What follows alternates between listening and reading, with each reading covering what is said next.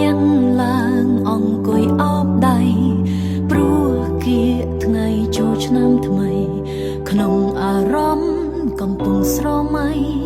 នឹកឃើញដល់គ្រួសារចង់ញ៉ាំបាយជួបជុំបងប្អូនចង់អង្គុយអបម៉ាក់នឹងបាពេញមួយឆ្នាំឃ្លាតឆ្ងាយពីគ្រួសារដឹងទេខ្ញុំនឹងអ្នកណាចាក់ចេញពីផ្ទះខំជំនះដើម្បីគ្រួសាររាល់ថ្ងៃធ្វើការហត់ណាស់តែអត់ធ្មត់មិនហ៊ានវាចាមិនចោះចាញ់ខំតស៊ូព្រោះខ្ញុំធ្លាប់បានសន្យានៅទីក្រុងខំរកប្រាក់ដើម្បីទប់គ្រប់គងគ្រួសារពេលខ្លះមានអារម្មណ៍ថាហត់មានអារម្មណ៍ថាខ្លួនឯងកំសត់ព្រោះមានតែផ្ទះមួយគត់ជាកន្លែងមានភាពកក់ក្ដៅ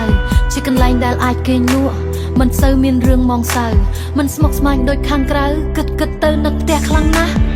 មានតែផ្ទះជាទីស្ងប់សុខមានតែផ្ទះដែលគ្មានក្តីទុកស្នាមញញឹមមានជាប់លើមុខផ្ទះគឺជាកន្លែងអស្ចារ្យចង់ទៅផ្ទះអង្គុយច្រៀងលេងចង់ទៅផ្ទះថែម៉ាក់ថែប៉ាចង់ជួបជុំរួក្បែរគ្រួសារចង់ប្រាប់ថាខ្ញុំចង់ទៅផ្ទះកាលនៅពីក្មេងអត់ធ្វើអ្វីគិតតែលេងចប់ក៏លឺសំឡេងម៉ាក់ស្រែកហៅខ្ញុំញ៉ាំបាយញ៉ាំរួចហើយងងុយគេងក៏ទៅគេងអត់ខ្វល់ខ្វាយជីវិតមានតែសប្បាយគ្មានឡើយទុក្ខឬក៏បញ្ហាតែពេលដែលខ្ញុំធំពេញវ័យខ្ញុំចាប់ផ្ដើមមានក្តីស្រមៃដែលចេញទៅរកភាពជោគជ័យតែត្រូវឃ្លាតឆ្ងាយពីក្រុមគ្រួសារម្ហូបអាហារដែលចំអិនដោយម៉ាក់ខ្ញុំលែងបានញ៉ាំហើយណាញ៉ាំបាយដែលទិញពីផ្សារឆ្ងាញ់មិនឆ្ងាញ់ចេះតែទ្រាំទៅនឹកស្រះទឹកនៅមុខផ្ទះកន្លែងធ្លាប់ទៅស្ទូចត្រីនឹកសួនផ្កាធ្លាប់ស្រោចទឹកដែលខ្ញុំដាំជាប់មុខផ្លូវនឹកលោកយាយតែងតែធ្លាប់ដាំបបរញ៉ាំជាមួយឆៃពៅ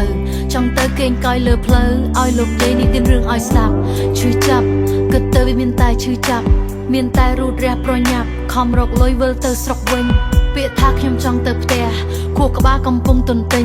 ចង់វិលទៅរកផ្ទះវិញព្រោះខ្ញុំនឹកគ្រួសារខ្លាំងណាស់មានតែផ្ទះជាទីស្ងប់សុខមានតែផ្ទះដែលគ្មានក្តីទុក្ខស្នាមញញឹមមានជាប់លើមុខផ្ទះគឺជាកន្លែងអស្ចារ្យចង់ទៅផ្ទះអង្គុយច្រៀងលេងចង់ទៅផ្ទះថែម៉ាក់ថែប៉ាចង់ជួបជុំរួក្បែរគ្រួសារចង់ប្រាប់ថាខ្ញុំចង់ទៅផ្ទះមានតែផ្ទះជាទីស្ងប់សុខមានតែផ្ទះដែលគ្មានក្តីទុក្ខស្នាមញញឹមមានជាប់លើមុខផ្ទះគឺជាកន្លែងអស្ចារ្យចង់ទៅផ្ទះអង្គុយច្រៀងលេងចង់ទៅផ្ទះថែម៉ាក់ថែប៉ា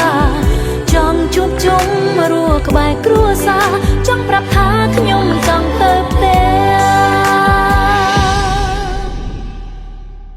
ចង់ទៅផ្ទះអង្គុយច្រៀងលេងចង់ទៅផ្ទះថែម៉ាក់ថែប៉ាចង់ជួបជុំរួក្បែរគ្រួសារចង់ប្រាប់ថាខ្ញុំចង់ទៅ